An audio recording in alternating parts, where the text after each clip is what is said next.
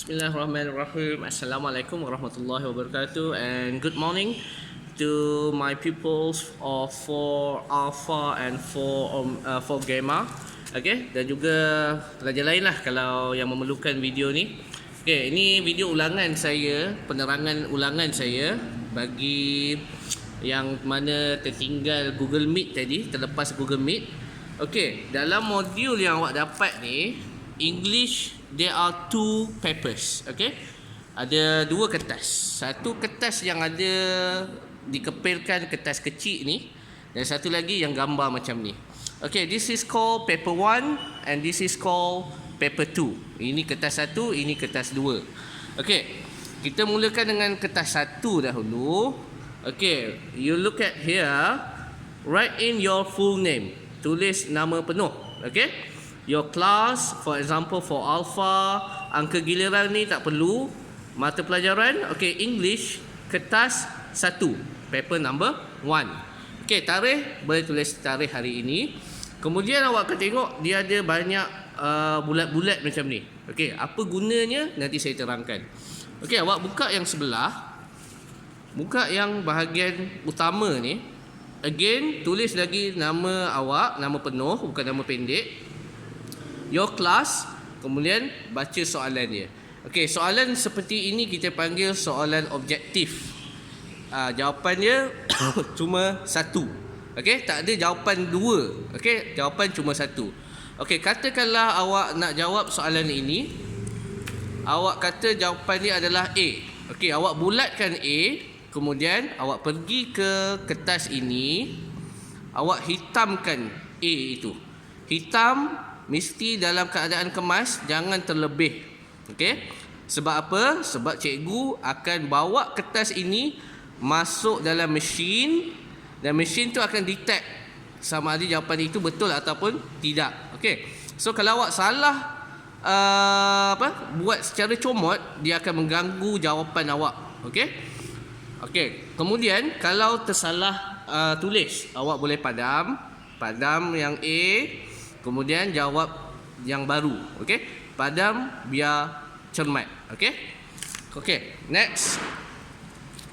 Okey, awak buka kat dalam. Tak semuanya soalan objektif, ada soalan yang subjektif. Okey, yang ni masih lagi objektif. Okey, contoh bila awak dah sampai section B, ini dah dipanggil soalan subjektif.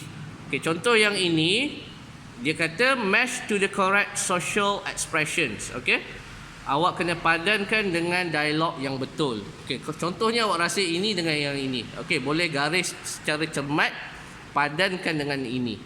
Tapi bila waktu exam nanti bukan macam ni lah dia punya soalan.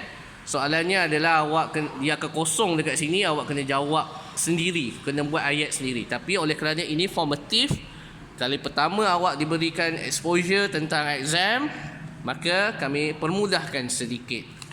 Okey, kemudian buka yang sebelah. Okey, ada soalan sini, ada petikan. Petikan di sini ada maklumat penting untuk awak beri jawapan dalam soalan ini. Sama juga dengan yang ini. Okey, yang ni saya nak beritahu sikit, nak explain sikit. Soalan macam ini, awak tak boleh terus buat jawapan sahaja. Awak kena tulis jawapan dengan kepala ayat. Contoh, saya bagi contoh bukan dalam soalan macam ni. Contoh soalan dia, what is the girl's name? Apa nama perempuan itu? Awak tak boleh terus tulis Megan. Salah. Dia akan jadi 0 marks. Okey? Jadi awak kena tulis penuh. She is Megan. Barulah dapat 2 markah. Okey, 2 markah. Ataupun the name of the girl is Megan. Okey, barulah betul. Okey. Seterusnya, soalan ni agak sukar. Ini dipanggil jadual. Okey, table. Awak selalu jumpa jadual dalam subjek sains dan juga mathematics. Okey. Okey, apa yang dia beritahu dekat sini, ini jadual Suhaimi. Apa yang dia buat dalam seminggu. So days, Monday, Tuesday, hari. Yang ni apa aktiviti dia? Play football, water the plants, do revision, clean the house. Example Monday, apa aktiviti dia? Aktiviti dia adalah 2, water the plants, do revision. Okay, dia tak buat football, dia tak buat clean the house. Monday dia tak buat benda tu. Wednesday dia buat. So tanda right itu adalah aktiviti yang dia buat. Okay. So based on this, awak boleh buat jawapan dia. Okay. Alright. Seterusnya ini pun sama. Okay, ini pun sama macam tadi. Baca, jawab. Okay. Yang ini mesti ada kepala ayat untuk dapat 2 marks. Okay, tamat yang soalan kertas nombor 1. Kertas nombor 2 pula.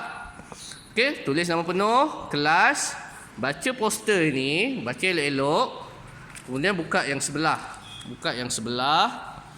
Okay, fill in the blanks. Jawab, isikan tempat kosong dengan jawapan yang betul. Jawapan dia ada dalam poster ni. Okay. Okay, yang kedua, ini adalah pilihan. Sama ada USA atau South Korea. Awak baca dia punya maklumat, apa kelebihan dia, apa yang ciri-ciri yang ni ada. Okey, kemudian awak jawab soalan di sini. Contoh dekat sini, kena baca tips dia, baca arahan elok-elok. Nyatakan 3 aktiviti yang boleh dibuat semasa melawat USA.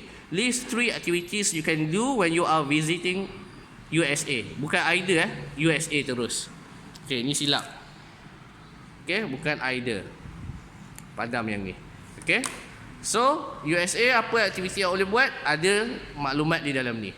Kemudian yang ni baca arahan dia, ini selalu ramai yang dapat markah kosong ataupun 1 saja. Kenapa disilap tak baca arahan? You are planning to go for a holiday with your family. Choose your destination and tell your friend Anna about your choice of holiday to inform her of your family's plan. Awak kena buat email. Okay, kena buat email kepada Ana. Kenapa saya kata email? Sebab sini dah bagi clue. Dia ada gmail.com. So dari ni jangan tulis nama awak. Okay, you have to do your own email. Okay, so jawab soalan dalam ni. Okay. Alright, seterusnya. Okay, bila exam betul, ini semua kosong. Awak kena buat karangan sendiri.